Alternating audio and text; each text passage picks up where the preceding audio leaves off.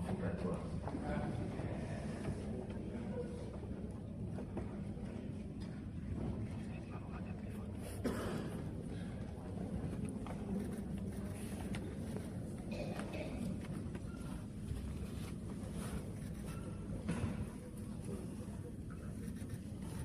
Merci, Monsieur le Président.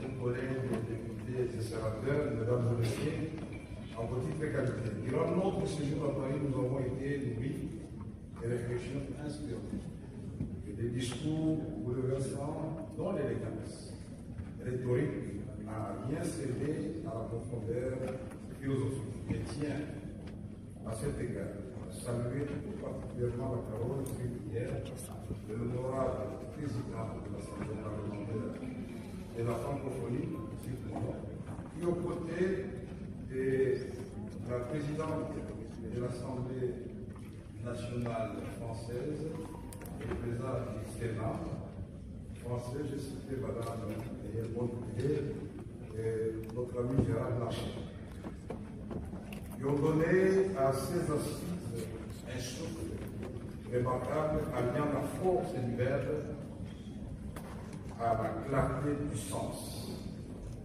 Que reste-t-il à dire après eux? Ces brillants orateurs, bien peu. Hélas, même pour les vieux parlementaires que je suis, pour ceux qui me connaissent dans la barre de la parole, je m'incline de dire tout simplement merci pour l'immense honneur qui m'a été fait. À moi, à mon pays, la République démocratique du Congo et à l'Afrique entière, de porter une fois de plus au sein de notre Assemblée la voix de la paix.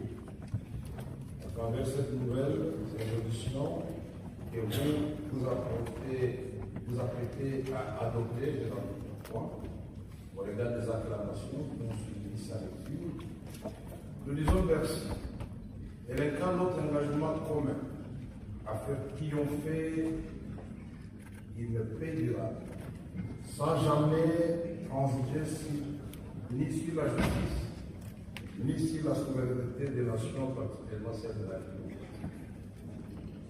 Je suis profondément reconnaissant du privilège de m'exprimer aujourd'hui, enseigner, chargé d'histoire. Un lieu qui, de Victor Hugo à Jean Jaurès, de Simone Veil à Christian Taubira, demeure le témoin intemporel de lutte depuis notre idéal de la liberté, de la légalité et de la fraternité. Un lieu où résonne l'écho de ce que la langue française a su accomplir par le passé et de la promesse de ce qu'elle peut encore offrir. Rassembler les hommes et les femmes de tous les continents, unir sans confondre, conjuguer les différences sans nier les identités, créer des convergences sans étouffer la diversité et promouvoir un dialogue sincère entre les peuples dans la dignité et le respect mutuel. Je vous explique toute ma gratitude. Ce projet de résolution, ou de pédiatrisme de résolution, que nous avons porté ensemble, comme il a été dit ici, la République démocratique du Congo et le Rwanda, tous les participants à ces assises, est un acte politique fort, un jalon historique qui témoigne de notre aspiration à une diplomatie parlementaire renforcée, plus active et plus audible dans l'espace francophone. C'est à ce prix que notre Assemblée s'élèvera à la hauteur de la vision de Léopold Sédar Senghor lorsqu'il a fait ce sont les peuples qui, par l'intermédiaire de leurs élus, nous sommes. Nous serons les gouvernements à aller de la vie.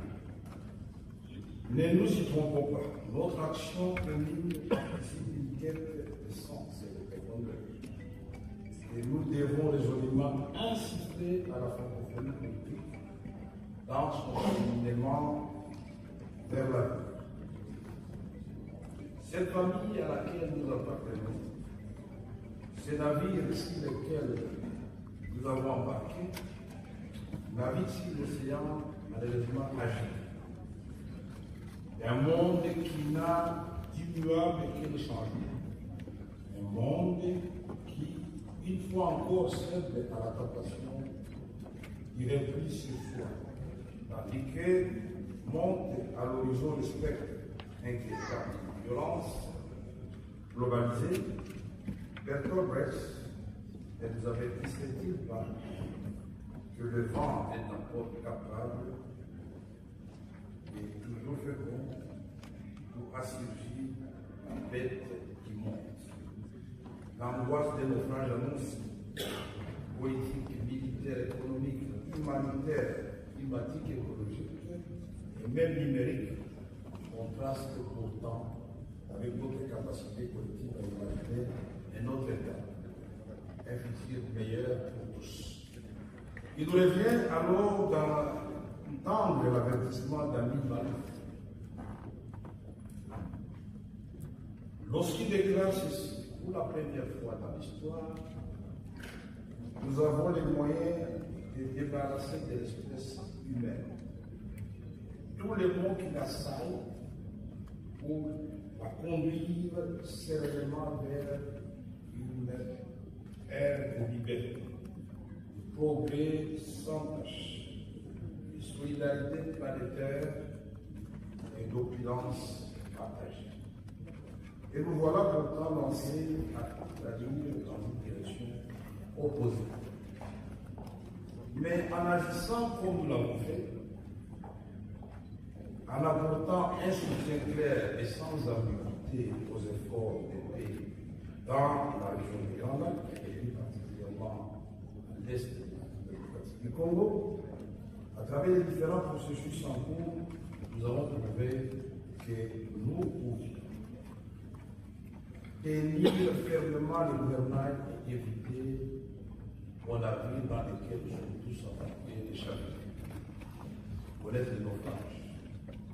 Nous avons montré que nous étions en mesure de dissiper les angoisses au profit d'une communauté de destin capable de déplacer nos divergences autrefois jugées insignifiantes et de tracer les voies d'une prospérité partagée à l'image de l'expérience de la France et de l'Allemagne autrefois, après la Deuxième Guerre mondiale.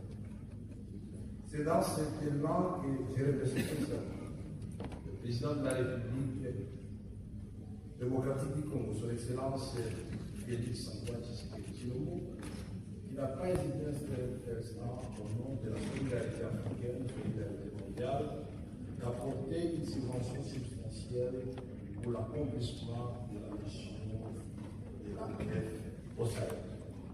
C'est cela aussi l'Afrique que nous voulons, le monde que nous voulons, débarrasser des guerres et des conflits qui tuent, qui appauvrissent inutilement. À ce propos, je souligne que la République démocratique du Congo et le Rwanda sont condamnés par l'histoire et la géographie de vivre en bonne entente. Aucun des deux pays ne les place la d'autres, et le peuple des deux pays s'entend. À nous les politiques de jouer notre partition. À ce propos, j'ai dit tout simplement que la République démocratique du Congo est prête, avec sa position au cœur de la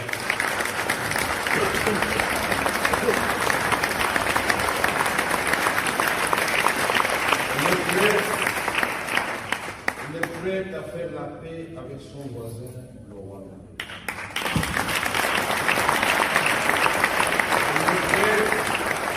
Avec sa jeunesse, ces femmes engagées pour la paix et le développement, ces femmes qui sont les premières victimes de cette guerre injuste qui est opposée à l'Est de la pardonner.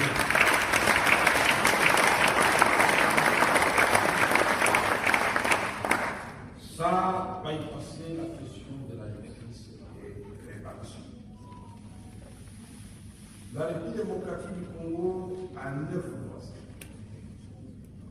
Nous voulons dire ici, et maintenant, à la demande du président du Congo, que nous voulons renforcer nos liens naturelle, coopération, cohabitation pacifique dans cet espace de notre domaine, avec la République du Congo, avec Centrafrique, avec le Sud-Soudan, avec l'Ouganda, avec le Rwanda, la Zambie, la Tanzanie, l'Angola.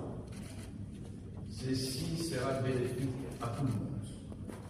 Aujourd'hui, le monde fait face à d'autres défis.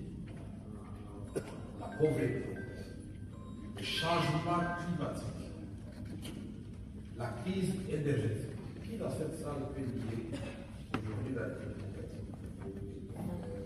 transition énergétique? Nous devions tous protéger ce pays et trouver la paix pour que nous puissions trouver pour les enfants du Congo, les enfants du Rwanda, les enfants de l'Afrique et les enfants du monde. Je conclurai en affirmant que l'engagement de la paix sur la question congolaise devra se poursuivre en exploitant toutes les opportunités possibles avec l'implication des jeunes et des femmes pour apporter une valeur ajoutée significative à la dynamique en cours visant le retour d'une paix juste, durable et inclusive, ainsi que le rétablissement de l'intégrité territoriale de la République du Congo, mon pays aujourd'hui fortement compromis.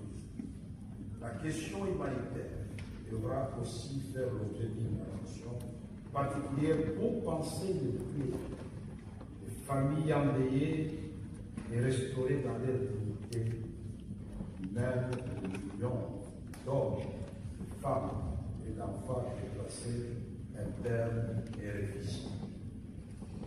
Accent Sana, c'est en Swahili, du Congo. Matondo Mingi, c'est en Congo, du Congo.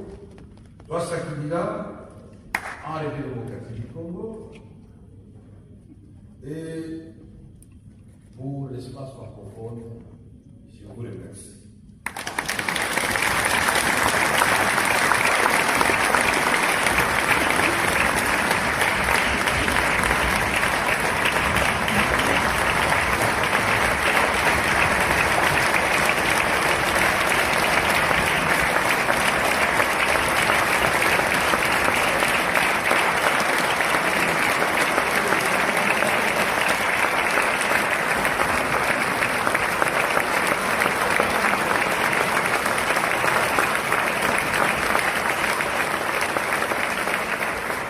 Merci beaucoup, Monsieur le Président de la République démocratique du Congo. Parole de la part du Rwanda. Il n'y a pas d'autre. Il y en a une.